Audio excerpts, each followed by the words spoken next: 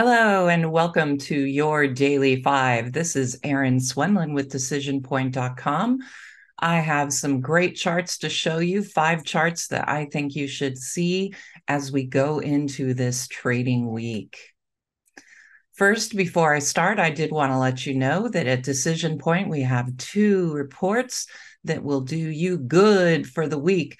DP Alert is going to give you the complete assessment of the market in general, including Bitcoin, crude oil, dollar, gold miners. You'll get that every market day. DecisionPoint Diamonds, I present to you 10 stock picks per week, including 3 ETFs for ETF day.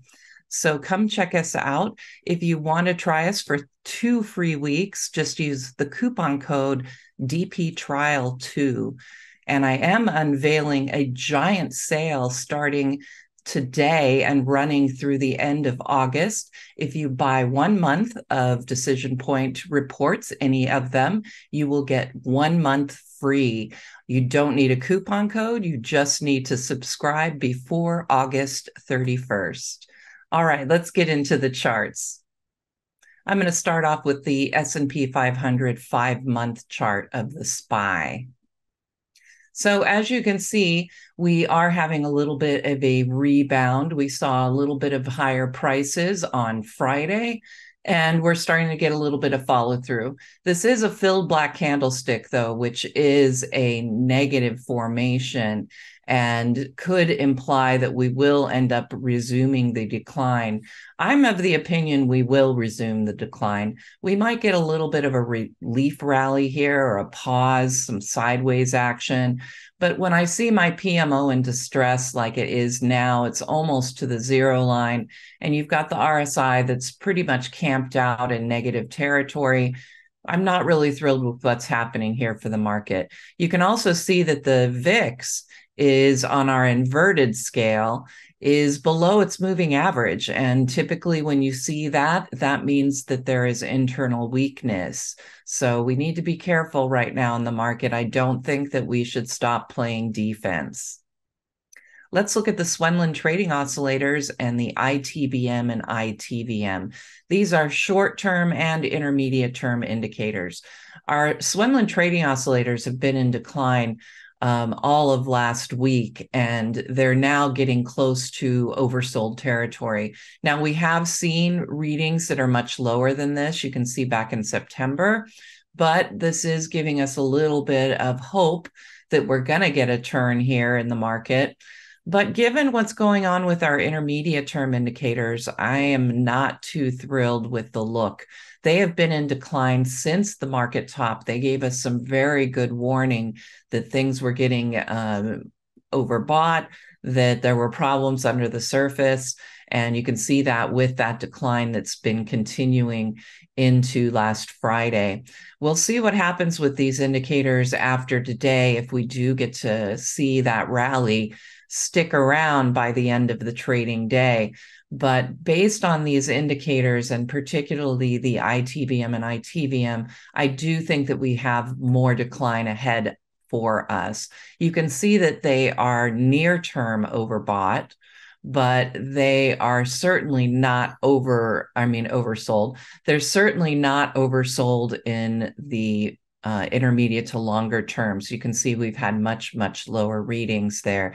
And I suspect if this decline continues, we will finally start seeing some of these readings in those oversold areas. But for now, we're on our way down with these indicators, and so we should expect more downside from the market.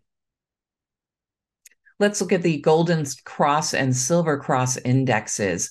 These are exclusive indicators, and they give us a really good look at what's happening in the intermediate to longer terms.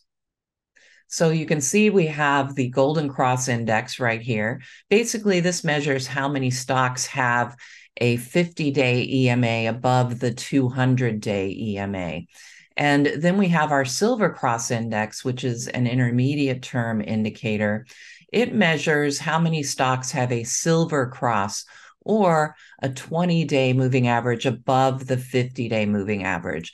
If you have a stock with a 20-day moving average above the 50-day moving average, you have a bullish bias on that chart. Right now, the Silver Cross Index shows us that we are losing those silver crosses. This indicator, with conjunction with the ITBM and ITVM I just showed you, really gave us great warning that we were in the midst of a decline that was going to stick around. And based on the acceleration of the Silver Cross Index downward, the topping motion on the Golden Cross Index, we have to expect more downside. I hate to keep nailing that one home, but really that's the key right now is we have a bearish bias. There's really not anything to get around that. We are seeing some indicators here that are getting into oversold territory with price above their 20-day EMA and above their 50-day EMA. But these readings still have gotten much lower. I point you back to September again.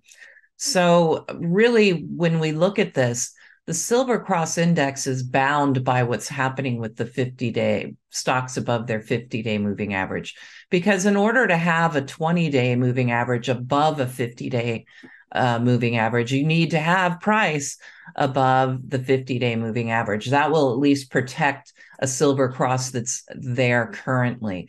And right now, the best we can do is 34% because the Silver Cross Index is higher. We're going to need to expect more downside. So really, our indicators aren't telling us anything except for stay on the defensive, make sure your stops are in play. But I had to go find you guys a pocket of strength. And the best I really could do, that most of the industry groups all have price momentum oscillators pointing downward. We have momentum failing pretty much across the board in all of the industry groups, with the exception of only a handful. And I found you one of them, and that is Apparel Retailers. And Apparel Retailers are on a nice rally. This looks nothing like the S&P. We have a nice flag formation here, a bull flag, and a move that is confirming that flag. The only issue I see is that overhead resistance is arriving here, so we do have to keep that in mind. We have the PMO is on a buy signal. Stochastics are rising nicely. Look at the outperformance of this group to the S&P. It's really starting to pick up here. And I have to say, while it doesn't make sense to me to see a lot of action here in consumer discretionary, this was certainly one of those pockets of strength that we needed to pay attention to.